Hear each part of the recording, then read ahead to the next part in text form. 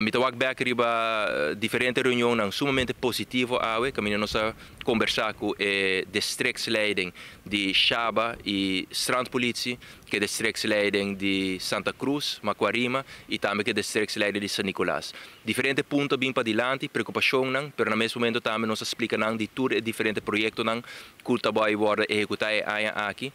portofóns para full corpo policial a worden aprovar. Aqui 20 para 24 semanas tudo aqui na Lowardo entregar na corpo policial para prometer viajar também. Cada agente policial lo tem portofone entregar na sua persona. Tur é veículo de corpo policial lo vai equipar também com mobilophones, que é agente que está sentado em auto tem sistema dentro do seu veículo que é por comunicar e ter informação mais acessível, que é algo sumamente importante e tecnologia também agora percurar com nossa papel de encryption sumamente sofisticado e moderno. A banda disso aí também é veículo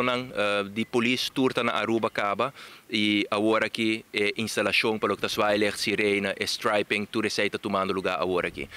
Assim nós podemos explicar também que a crise de dienst é uma realidade, uma petição que vem do corpo policial mesmo para ora não tem assistência que ainda trata pessoas quizás que tem influência de uma substância ou que tem problema psiquiátrico, tem equipo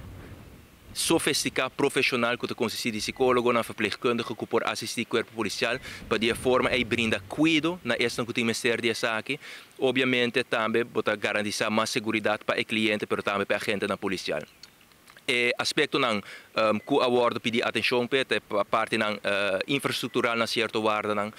que lo vai a sua devida atenção petição para nos purba de réplica de guarda de polícia de praia em outro distrito também e em todo caso o processo aqui também lo vai iniciar por o nosso ministério.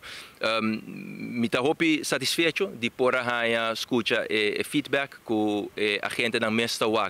desenvolvimento positivo para o que trata a organização aqui. A reorganização também está ongoing. Promê formato report é conceito do que é claro em promê quartal e de forma aí nós fazemos a organização aqui mais dinâmico, brinda a gente na policial também mais possibilidade para seguir crescer dentro da carreira e ponto também seguro que nós toca é parte de onderbezetting. Explica a gente